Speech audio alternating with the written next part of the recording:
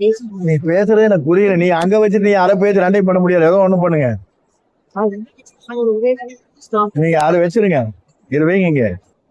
தமிழக வெற்றி கழகத்துடைய தலைவர், தமிழ்நாட்டின் நிரந்தர முதலமைச்சர், ஒரு தூய்மையான ஆட்சியை தமிழகத்தில் நடத்தி வருகிற நம்முடைய சக்தி வாய்ந்த முதல்வர் இன்று சட்டமன்றம் கூடிய நாளில் இருந்து நாள்தோறும் ஒவ்வொரு திட்டங்களை அறிவித்து வருகிறார்கள்.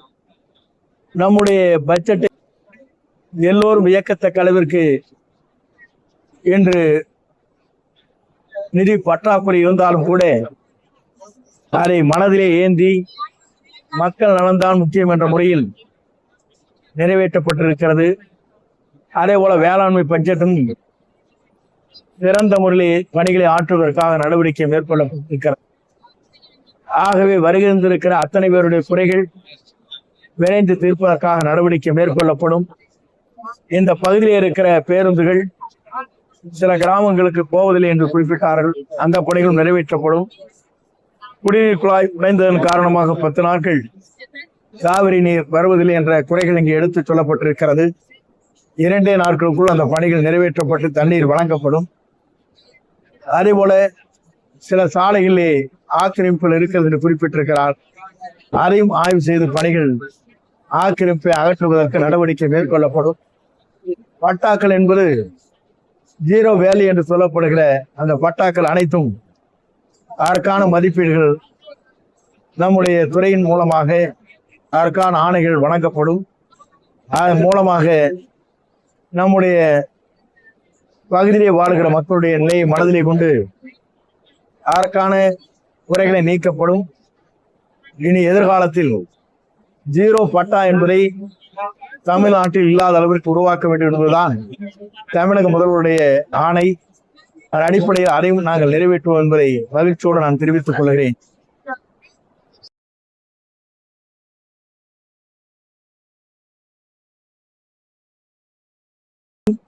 தவறு செய்கின்றது உரிய நடவடிக்கை மேற்கொண்டு கட்சியிலிருந்து நீக்கப்பட்டிருக்கிறார்கள். சில பேர் கைது செய்யப்பட்டிருக்கிறார். தமிழக அரசு மாணவர்களுக்கு படிக்கும் மாணவர்களுக்கு நிறைய திட்டங்கள் அறிவிச்சிருக்காங்க. இந்த தாராவட்டத்துக்கு பயிர்க்காரனால அரசு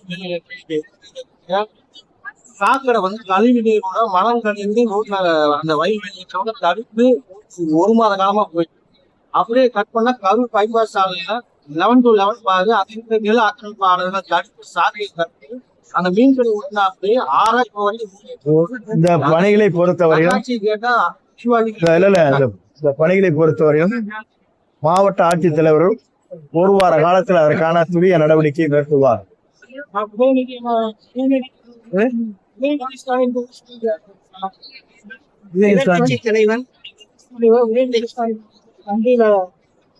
இந்த பகுதியை நாங்கள் அனைவரும் வருகை தந்து என்னென்ன பணிகளை நிறைவேற்ற வேண்டுமோ 2 அமைச்சரும் அதை நிறைவேற்றுவதற்காக இன்று குறை தீர்க்கும் நாள் இங்கே மக்களுடைய குறைகளை தெரிந்து மக்கள் என்னென்ன பணிகளை விரைந்து செய்ய வேண்டுமோ அந்த பணிகளை செய்வதற்கு நடவடிக்கை நாங்கள் மேற்கொள்வதற்காக இங்கே வருகை இருந்திருக்கிறோம்.